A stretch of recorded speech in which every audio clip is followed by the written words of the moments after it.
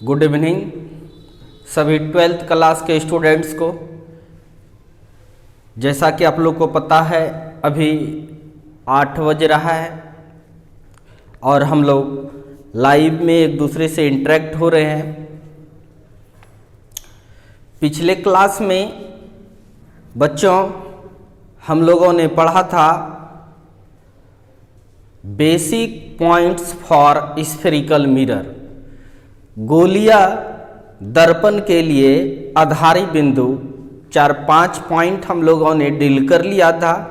1-2 point और बचा हुआ है, जैसे radius of curvature, focal length, इसको डील करेंगे। उसके बाद मिरर कैसे इमेज बनाएगा, इमेज फॉर्मेशन पढ़ना है। बहुत इम्पॉर्टेंट है इमेज फॉर्मेशन, ऑप्टिक्स का रीढ़ माना जाता है इमेज फॉर्मेशन को। कैसे ऑब्जेक्ट को कहाँ रखेंगे और इमेज बनेगा।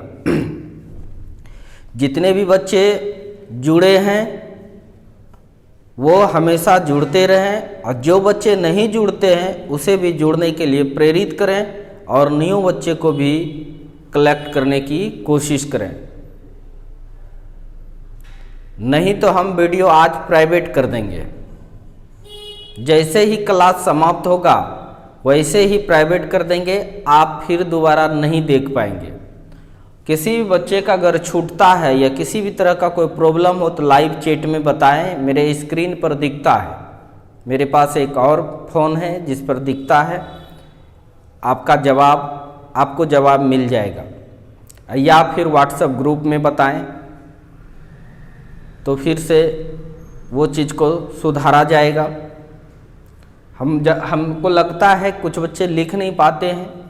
अगर जो बच्चे नहीं लिख सकते हैं बोलिएगा तो उसको नोट्स भेज देंगे, या तो लिख सकते हैं आराम से, कहीं कोई दिक्कत नहीं होगा। वीडियो को पॉज स्क्रीनशॉट ले लेना, सबसे अच्छा होगा स्क्रीनशॉट ले लेना, ठीक है। चलिए तो आज हम छठा पॉइंट स्टार्ट करते हैं। रेडियस ऑफ कर्वेचर किसको कहते हैं? रेडियस ऑफ कर्वेचर मतलब वक्रता त्रिज्या। और एक बात बता देता हूं आप लोग को, 7 से 8 11th का क्लास लाइव होते हैं और 8 से 9 12th क्लास के लिए लाइव होते हैं। जो लाइव होते हैं वह वीडियो को पहले से अगर टच करोगे तो नहीं चलेगा, अपने टाइम पर ही चलेगा, इसलिए घबराना नहीं।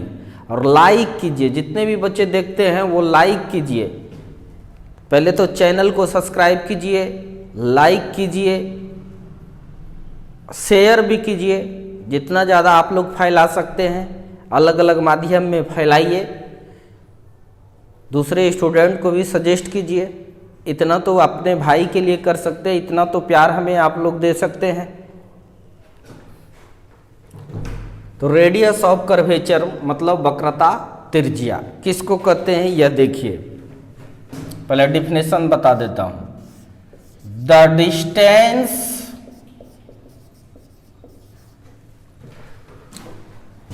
Between pole and centre of curvature of spherical mirror is called radius of curvature. Radius of curvature, it is denoted by capital R। तो देखते हैं रेडियस ऑफ कर्वेचर किसको कहते हैं। हिंदी कर देता हूं इसका।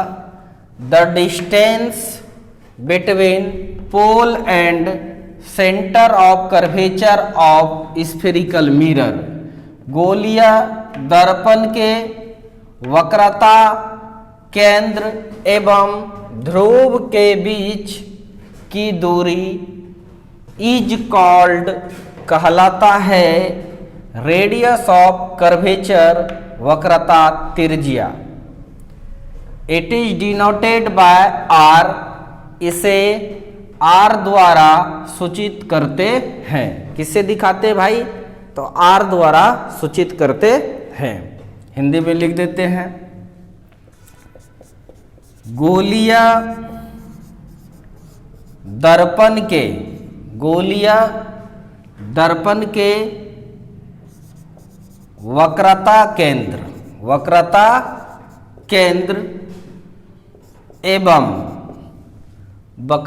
केंद्र एवं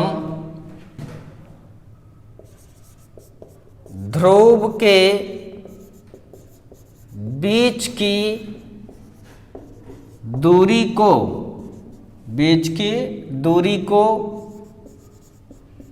वक्रता त्रिज्या कहते हैं। वक्रता त्रिज्या कहते हैं। इसे आर द्वारा सूचित किया जाता है।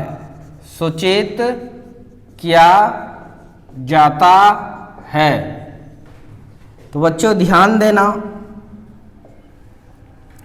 एक गोलीय दर्पण के लिए मैंने अवतल दर्पण बनाया, दिखाई दे रहा होगा। एक के लिए हम लोग अवतल दर्पण बनाए, ये रहा अवतल दर्पण जिसका बाहरी कलई क्या रहता है, और ये हो गया इसका पोल, और इसका सेंटर कहीं ना कहीं होगा ही। तो ये हो गया सेंटर ऑफ कर्वेचर। इसको मिलाने वाली रेखा जो है, यानी पोल और सेंटर ऑफ कर्वेचर के बीच का जो दूरी है, पोल और सेंटर ऑफ कर्वेचर के जो बीच का दूरी है, वही दूरी है रेडियस ऑफ कर्वेचर। वही दूरी क्या है? रेडियस ऑफ कर्वेचर किसी भी स्फेरिकल मिरर का। स्फेरिकल मिरर दो प्रकार का होता है। तो ये हो गया कॉनकेव मिरर के लिए। कौन सा मिरर के लिए?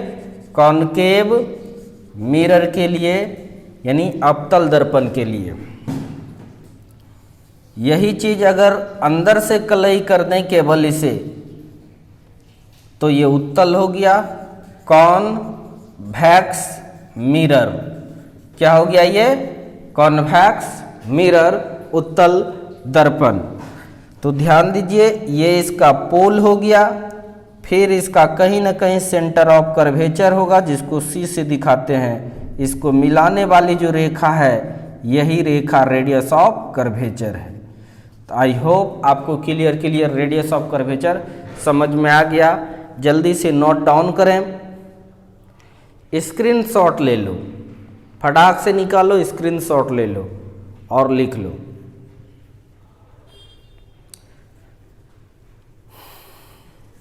इसी तरह से सारे बच्चे जुड़े रहें। कुछ बच्चे नादानी करते हैं, वो बाद में देखते हैं। बाद में देखिएगा ज़्यादा, अगर यदि बाद में कीजिएगा। और कुछ बच्चे डाउनलोड कर लेते हैं, बाद में वो भी देखते नहीं है, उसको डाउनलोड कर लेते हैं। नहीं, वो ज़्यादा नखड़ेबाजी कीजिएगा तो वीडियो प्राइवेट कर देंगे तुरंत। लाइव भर ही चलेगा, उसके बाद चलेगा भी नहीं। इसीलिए होश में आकर के सबको काम करना है। यहाँ से सारा चीज़ हमें पता चल जाता है, कितने लोग देख रहे हैं और कितने क्या कर रहे हैं। जो भी देखते हैं वो अटेंडेंस, वो लाइव चैट में हाय हेलो करके भेजिए हमको पता चल जाएगा कि वो देख रहा है या नहीं देख रहा है। लाइव चैट में, नॉट ए कमेंट में। लिख लिया होगा या स्क्रीनशॉट ले लिया होगा।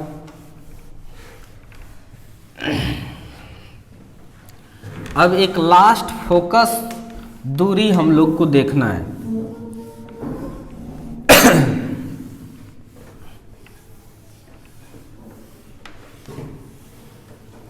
आइए देखते हैं, 8 या 7 जो भी हो। फोकल लेंथ मतलब होता है फोकस दूरी। किसको कहते हैं भाई? तो डिफिनेशन इसका क्या होता है? तो देखिए, बोलते भी जाइएगा, the distance between pole and focus point of spherical mirror is called focal length.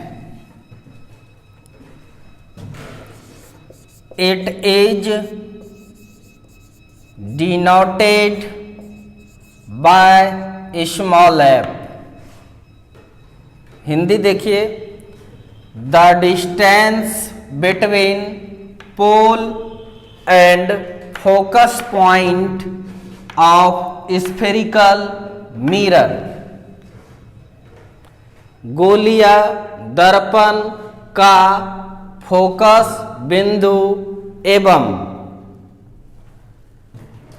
ध्रुव के बीच की दूरी इज कॉल्ड कहलाता है फोकल लेंथ। क्या कहलाता है? Focal length. It is denoted by small F.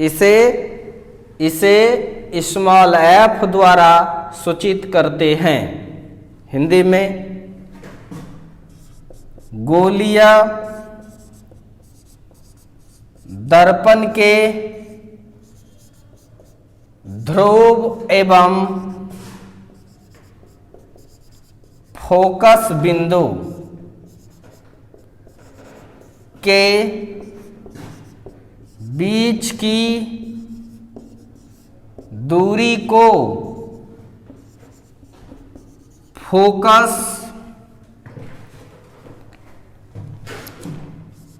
दूरी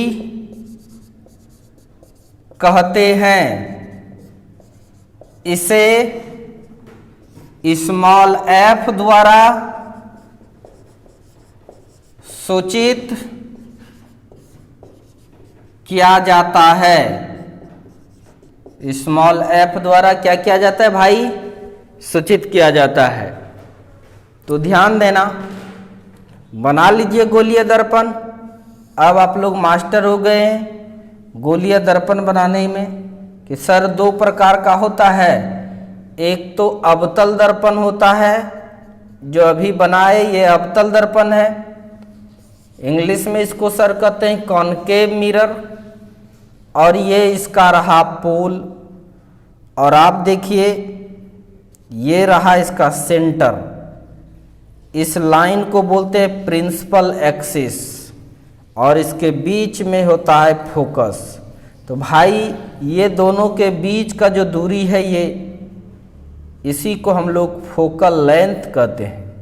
क्या कहते हैं? पोल और फोकस पॉइंट के बीच की दूरी को ही फोकल लेंथ कहते हैं। अब बात करें दूसरा, बात करें अब किसका? दूसरा। अब देखिए, केवल अंदर से कलई कर दो तो ये बन जाता है कॉन्वेक्स मिरर। और ये हो गया इसका पोल प्रिंसिपल एक्सिस बना लीजिए। ये प्रिंसिपल एक्सिस रहा, सीधा ही होना चाहिए। ये इसका सेंटर ऑफ कर्वेचर है, इसके बीच में फोकस पॉइंट होगा इसका।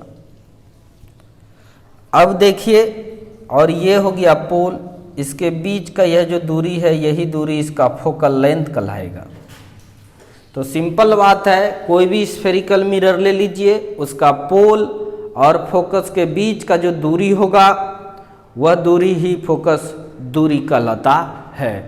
तो बेसिक टर्म्स स्फेरिकल मिरर के लिए आपने बड़े अच्छे तरीक़ा से सीख लिया है। तो जल्दी से इसे नोट डाउन करें, स्क्रीनशॉट लें या तेज़ी से लिख लें, जैसी आपकी इच्छा, एज यू विश। इसी तरह से एकदम बने रहिए, ज़्यादा कुछ उलझे नहीं चेट में। एक एक बार सब अटेंडेंस जरूर बना दें, उससे इन्फॉर्म यानी पता चल जाता है कि कितने बच्चे लाइव देखा और कितने नहीं देखा। बहुत सारे बच्चे लाइव ना देख कर के बाद में देखने की कोशिश करता है, बाद में आपको क्लासरूम का फीलिंग्स नहीं होगा, आपके मोबाइल में ही मेरा वीडियो डाउनलोड होकर रह जाएगा। पिछले क्लास भी ऑनलाइन का जमाना था और मैंने देखा तो बहुत सारे केयरलेस स्टूडेंट्स अपना लाइव बर्बाद किया था इसी चक्कर में, वीडियो को डाउनलोड कर करके रखा था। अरे बाबू, लाइव देखोगे तो पता भी नहीं चलेगा आपने पढ़ा भी है, बाद में उतना फुर्सत मिलता है नहीं कर पाओगे, करोगे एक आध दिन किसी दिन छूटेगा और बाद में फिर छोड़ दोगे कंप्लीट, और बहाना बनाओगे क्या ऑनलाइन का क्लास था इसीलिए समझ में नहीं आया। ऐसी कोई बात नहीं है, ऑफलाइन में हम रहते हैं, ऑनलाइन में कोई दूसरा संतोष बिहारी नहीं आ जाता। इसीलिए जो बच्चे नहीं देखते हैं, अगर हमको पता चल जाएगा धीरे धीरे उस सबको निकाल देंगे। इसलिए मन लगा करके आप लोग पढ़िए जैसे पढ़ रहे हैं। तो इसको मिटाता हूं। अब जो होगा इम्पोर्टेंट टॉपिक होगा। सबसे इम्पोर्टेंट टॉपिक अभी तक का ऑप्टिक्स में इमेज फॉर्मेशन, कैसे इमेज बनाएंगे हम लोग।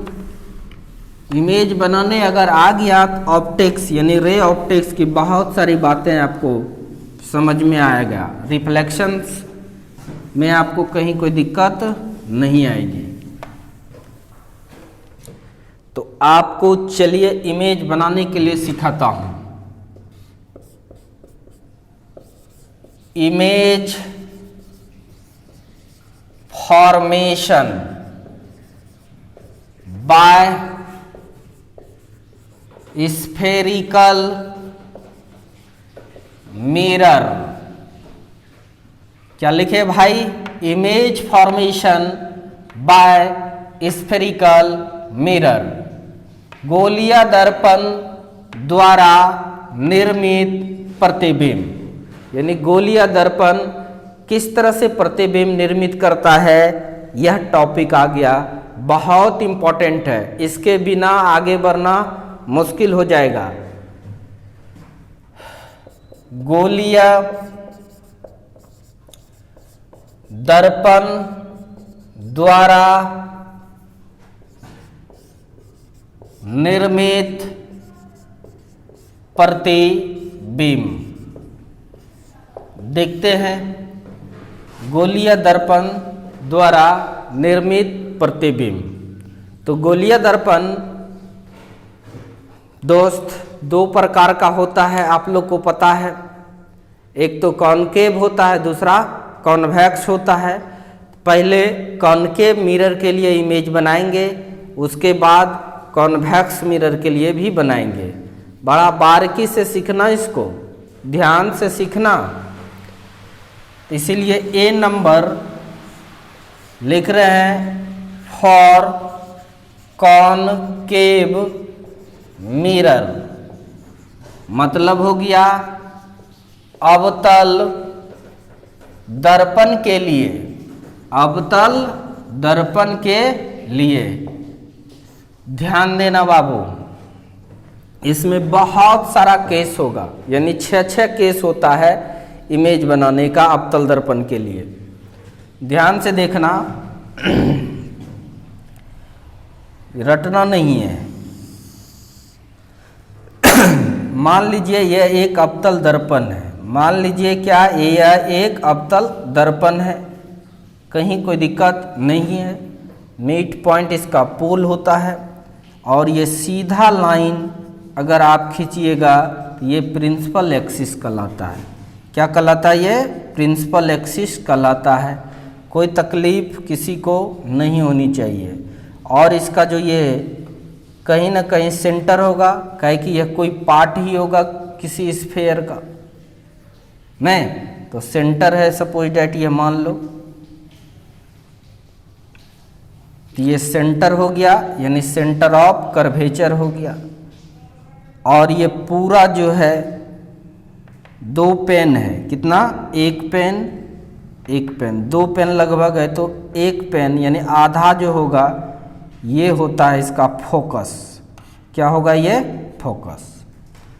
अब जानो बाबू, बहुत दूर रहेगा उस पोजीशन का नाम है इन्फिनिटी। क्या नाम है, इन्फिनिटी। बहुत दूर अगर ऑब्जेक्ट रहेगा उस पोजीशन का नाम है इन्फिनिटी। यानी पहला आप ऑब्जेक्ट को कहाँ रख सकते हैं, आंसर है इन्फिनिटी पर, पहला पोजीशन। दूसरा इन्फिनिटी और सी यानी वक्रता केंद्र, सेंटर ऑफ कर्वेचर के बीच में कहीं पर रख सकते हैं, यह दूसरा लोकेशन है। पहला लोकेशन कहाँ पे, इन्फिनिटी पर। दूसरा लोकेशन कहाँ पर होगा, इन्फिनिटी और सेंटर ऑफ कर्वेचर के बीच में कहीं पर ऑब्जेक्ट को रख सकते हैं। तो 2 लोकेशन हो गया। तीसरा पर्टिकुलर सी पर रख सकते हैं ऑब्जेक्ट को, तो 3 लोकेशन हो गया। चौथा सी और एफ के बीच में लोकेशन है, इसीलिए चौथा हो गया। पांचवा फोकस पर हो सकता है पर्टिकुलर, 5 हो गया। छठा फोकस और पोल के बीच में, पर्टिकुलर पोल तो मिरर है, वहाँ तो ऑब्जेक्ट नहीं रखा जा सकता है।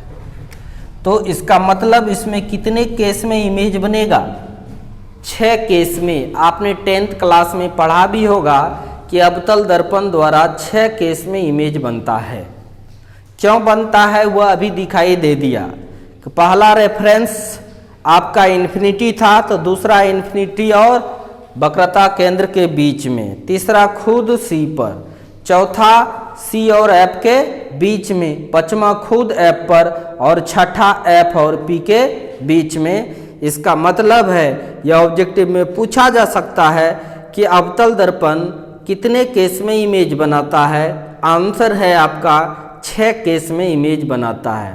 पहले ऑब्जेक्ट को कहाँ पर रखेंगे, इन्फिनिटी पर। दूसरी बार इन्फिनिटी और वक्रता केंद्र के बीच में, तीसरी बार वक्रता केंद्र पर, चौथी बार वक्रता केंद्र और फोकस के बीच में, पांचवी बार फोकस पर, और छठी बार फोकस और पोल के बीच में। यानी 6 पोजीशन इमेज हम लोग को पढ़ना है अवतल दर्पण का। कोई दिक्कत, तो पहला इन्फिनिटी पर रखा जाए। पहला कहाँ रखा जाए भाई, इन्फिनिटी पर। सपोज डैट इन्फिनिटी पर कोई ऑब्जेक्ट है, इसी को मान लेता हूं मैं इन्फिनिटी से। इन्फिनिटी फिक्स पॉइंट तो है नहीं, मान लीजिए ये इन्फिनिटी पर कोई ऑब्जेक्ट है। बच्चों ध्यान दीजिए, इन्फिनिटी से जो भी किरण आती है वो सब पैरेलल होगा।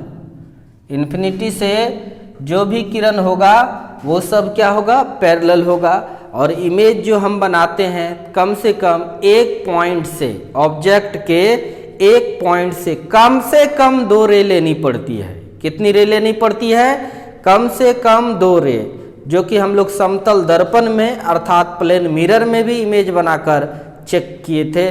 तो कम से कम कितना रे चाहिए, 2 रे जहां कटेगा या कटता हुआ प्रतीत होगा, अनंत रे भी आएगा तो सब का सब वहीं पर कटेगा या कटता हुआ प्रतीत होगा।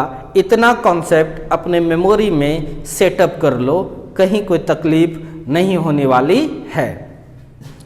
तो चलिए, ये अनंत है, अनंत से जो भी रे आएगी पैरेलल आएगी। सबसे पहले तो अनंत को दिखा नहीं रहे हैं, अनंत पर कहाँ है ऑब्जेक्ट जो दिखेगा भी नहीं, लेकिन रे आया, पैरेलल रे आया, पैरेलल रे आया, 2 रे ले लिए। सपोज डैट ये पैरेलल रे है और यहाँ पर 1 2 3 यानी अनंत तक चला गया। ये 1 2 3 यानी अनंत तक चला गया। यहीं कहीं ऑब्जेक्ट होगा, डॉटेड लाइन से दिखा देता हूँ, यहीं पर कहीं ऑब्जेक्ट होगा, इसी को हम इन्फिनिटी बोल दिया। अब ये जो पैरेलल रे आया बच्चों, अब यह रे किधर जाएगा, आपको मैं बताया था लॉ ऑफ रिफ्लेक्शन। जो बच्चे नहीं सीख पाए थे, लास्ट मौका है, सीख लो। नहीं तो फिर तकलीफ होगा, तो तुम समझना। देखिए कोई भी रे आता है, किधर जाएगा, तो सबसे पहले नॉर्मल खींचना होता है। क्या खींचना होता है? नॉर्मल। और नॉर्मल से जितना एंगल बनाया उतना ही एंगल बनाकर जाएगा। इतनी तो कॉन्सेप्ट आना ही चाहिए सभी को। तो बच्चों इस जगह पर आपको चाहिए नॉर्मल। क्या चाहिए? नॉर्मल। और एक दिन बताए भी थे और फिर बताते हैं। सपोज डैट ये सर्किल या स्फेयर कुछ भी हो और यह सेंटर आपको पता हो, इस जगह चाहिए नॉर्मल, तो रेडियस खींच दो, 90 डिग्री बनाएगा। यहाँ भी चाहिए नॉर्मल, तो रेडियस खींच दो, 90 डिग्री बनाएगा। यहाँ भी चाहिए नॉर्मल, तो रेडियस खींच दो, 90 डिग्री बनाएगा। यहाँ भी चाहिए नॉर्मल, तो रेडियस खींच दो, 90 डिग्री बनाएगा। यानी रेडियस सरकमफ्रेंस पर, यानी परिधि के प्रत्येक पॉइंट पर हमेशा 90 डिग्री ही बनाता है एंगल। रेडियस सरकमफ्रेंस पर हमेशा 90 डिग्री ही एंगल बनाता है। From the geometry of mathematics, math के ज्योमेट्री से ये सब बातें हम लोग को आता है। हमारे प्यारे मित्रों ध्यान से देखिए, रे आ चुका है आपका अनंत से। अनंत से जो रे आएगा पैरेलल ही आएगा, इसमें किसी कोई कंफ्यूजन नहीं होनी चाहिए। तब यह रे किधर जाएगा, तो इसके लिए क्या चाहिए? नॉर्मल। तो सेंटर यहाँ है, तो यहाँ से आपने इसको नॉर्मल बना दिया। अब बच्चों जो एंगल ये बनाया, क्या उतना ही एंगल बना करके ये रे चली जाएगी? जाएगी या नहीं जाएगी? आंसर है पक्का सर जाएगी। अब देखो बाबू, यह रे यहाँ इंसिडेंट किया, तो यहाँ चाहिए नॉर्मल, तो फिर से यहाँ पर खींचा गया ये नॉर्मल। तो यह नॉर्मल से जो एंगल बनाया वही एंगल बना करके यह रे गुजर जाएगी, एकदम गुजरेगी, गारंटी है। इसका मतलब इस फोकस पर ही बन गया इमेज। ऑब्जेक्ट यहाँ इन्फिनिटी पर है। कहाँ पर है ऑब्जेक्ट? आंसर है ऑब्जेक्ट मतलब वस्तु होता है बच्चों। ऑब्जेक्ट मतलब मित्रों वस्तु होता है। वस्तु था इन्फिनिटी पर, इमेज कहाँ पर बना? फोकस पर। तो अभी हम लोग किसके लिए सीख रहे हैं? अवतल दर्पण के लिए इमेज बना रहे हैं, और इसमें हम लोग केस फर्स्ट पढ़ रहे हैं। केस फर्स्ट, पहला केस क्या पढ़ रहे हैं? व्हेन ऑब्जेक्ट एट इन्फिनिटी, मतलब जब वस्तु कहाँ पर हो? अनंत पर हो। अनंत पर हो। जब वस्तु अनंत पर हो तब देखिए इमेज के बारे में क्या क्या लिखेगा। इमेज मतलब हुआ प्रतिबिंब। प्रतिबिंब के बारे में तो पहला बात, इमेज कहाँ पर बना? तो फोकस पर बना। यानी इमेज के बारे में लिखेंगे एट फोकस। हिंदी में हो गया फोकस पर। फोकस पर। दूसरी बात, सीधा बना कि उल्टा? उल्टा बनता है। इनवर्टेड, उल्टा का इंग्लिश होता है इनवर्टेड, मतलब होता है उल्टा। यानी इमेज कहाँ पर बनेगा? अनंत पर ऑब्जेक्ट रहेगा तो जवाब देना है फोकस पर बनेगा। सीधा बनेगा कि उल्टा? तो उल्टा बनेगा। तीसरी बात, क्या जितनी बड़ी ऑब्जेक्ट है उतना बड़ा इमेज बन गया? तो आंसर है नहीं, बहुत बहुत छोटा इमेज बनेगा। लिख सकते हैं वेरी वेरी स्मॉल इमेज।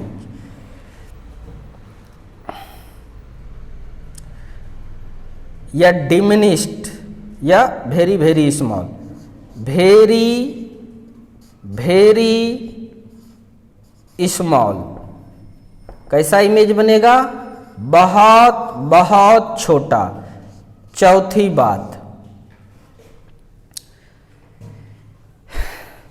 पहला तो बता दिए फोकस पर बना, सीधा बना कि उल्टा बना, और कैसा बना भाई? वेरी वेरी स्मॉल, बहुत छोटा। तो इसको नोट कर लीजिए।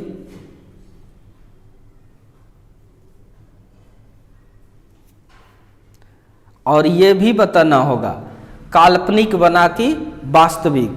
देखो जब बोल्ड लाइन कटे, जब बोल्ड लाइन कटता है तो वास्तविक इमेज बनता है। बोल्ड लाइन जब कटे, दिमाग में सेट करो, बोल्ड लाइन अगर कट रहा है तो वास्तविक इमेज, और डॉटेड लाइन कटेगा तब काल्पनिक इमेज बनेगा, यानी वर्चुअल इमेज बनेगा। और बोल्ड लाइन रहेगा तो रियल इमेज, हिंदी में बोले तो वास्तविक प्रतिबिंब। अगर डॉट लाइन कटता हुआ प्रतीत हो रहा है तो ये इमेजनरी इमेज बनेगा, नहीं, यानी वर्चुअल इमेज बनेगा, काल्पनिक इमेज बनेगा, आभासी इमेज बनेगा। तो यहाँ पर तो बोल्ड लाइन कटा हुआ है, इसलिए इमेज कैसा बनेगा, रियल इमेज बनेगा, यानी वास्तविक प्रतिबिंब बनेगा। कैसा बनेगा भाई, वास्तविक प्रतिबिंब बनेगा। तो पहला पोजीशन पर आप इमेज बनाने के लिए सीख लिए। जब वस्तु कहाँ पर हो, जब वस्तु अनंत पर होगा तब आपका इमेज कहाँ बनेगा, फोकस पर। याद हो जानी चाहिए ये सब, कहाँ बनेगा, फोकस पर बनेगा। कैसा बनेगा भाई, इन्वर्टेड बनेगा, यानी उल्टा बनेगा। और साइज इसका क्या होगा, बहुत बहुत स्मॉल, यानी बहुत बहुत छोटा। और पांचवा कैसा बनेगा, रियल बनेगा या वर्चुअल। आंसर क्या होगा, रियल प्रतिबिंब बनेगा। तो ठीक है, आई होप आपको समझ में आ गया हो। तो आप इसे लिखें, जल्दी से नोट डाउन करें।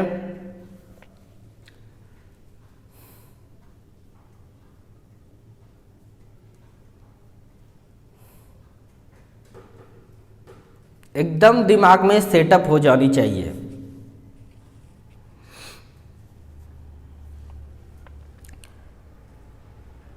खेल नहीं करो, ध्यान से पढ़ो तुम लोग। कुछ कुछ बच्चे खेल भी कर रहे हैं। ये कोनो म्यूजिक का नहीं है, गाना नहीं है कि जो का आधा मन से सुनेंगे तो आपके दिमाग में चला जाएगा। वहां पर हम नहीं है, नहीं तो रहते तो कान के नीचे देंगे। बढ़िया से पढ़िए। आप लोग मेरे दोस्त हो, अपने दोस्त को साथ दो।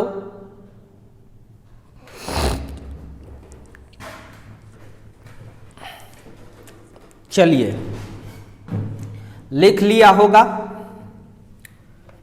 अब हम लोग दूसरा केस देखते हैं अवतल दर्पण का। कितना आसानी से एकदम इमेज बना दीजिएगा। स्क्रीनशॉट भी ले सकते हैं आप लोग।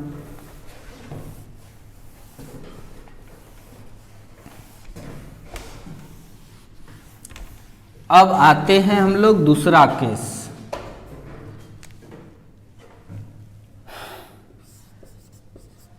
Case second. Case second, when object is placed between infinity and center of curvature। Hindi हो गया इसका, जब वस्तु अनंत एवं C के बीच स्थित हो। बनाने का प्रयास करना चाहिए, या एक बता देते हैं और बाकी सब पोजीशंस को छोड़ देंगे। आप लोग बना के आइएगा, बना के व्हाट्सएप पर भेजिएगा, हम चेक करेंगे। तो चलिए, सबसे पहले अवतल दर्पण बनाना है। सबसे पहले क्या बनाना है भाई, एक अवतल दर्पण बनाना है। बना दिए अवतल दर्पण। किसी को कोई तकलीफ होगा दोस्त तो बोलना, मैं आपकी तकलीफ को दूर करने के लिए ही जन्म लिया हूं। आइए, इसका सेंटर मान लीजिए ये है सेंटर ऑफ कर्वेचर। पहले आप देख लीजिए, और इसके बीच में ही होगा फोकस, यह सत्य है। अब आप ले लीजिए कहीं पर इन्फिनिटी और सी के बीच में कहीं रख दीजिए ऑब्जेक्ट। ये रहा आपका ऑब्जेक्ट, ये रहा आपका ऑब्जेक्ट, हिंदी में बोलें तो वस्तु। देखते हैं, इमेज बनाएंगे। किसी एक पॉइंट का इमेज हम लोग बना लेते हैं, बाकी सब पॉइंट का इमेज बनेगा और उसको अंदाज से प्रिंसिपल एक्सिस पर मिला देते हैं। चलिए, इस पॉइंट से लाइट आया, बाबू किधर जाएगा? यहाँ क्या चाहिए? आपका क्या बताए हैं? कुछ नहीं चाहिए, बस वही चाहिए। क्या चाहिए? नॉर्मल चाहिए। क्या चाहिए? नॉर्मल। अब यह नॉर्मल से जो एंगल बनाया वह उतना ही एंगल बना करके चला जाएगा, अर्थात फोकस होकर चला जाता है। ऐसे भी बचपन में याद करवाया होगा आपको कि जो रे प्रिंसिपल एक्सिस के पैरेलल जाता है, रिफ्लेक्शन के बाद फोकस होकर के गुजर जाती है। इसमें कोई तकलीफ नहीं है। अब दूसरा रे सेंटर ऑफ कर्वेचर से भेज दीजिए, कम से कम 2 रे चाहिए। रहा ये सेंटर ऑफ कर्वेचर से। अब ये रे आया, किधर जाएगा? तो नॉर्मल चाहिए, तो नॉर्मल इसी लाइन पर आएगा, तो नॉर्मल, और यह रे 0 एंगल बनाएगा, तो 0 ही एंगल बनाकर चला जाएगा। इसीलिए कहता है जो सेंटर ऑफ कर्वेचर से अर्थात वक्रता केंद्र से होकर रे आती है, परावर्तन के बाद उसी रास्ते से लौट जाती है। ठीक है, तो कहीं कोई दिक्कत नहीं है।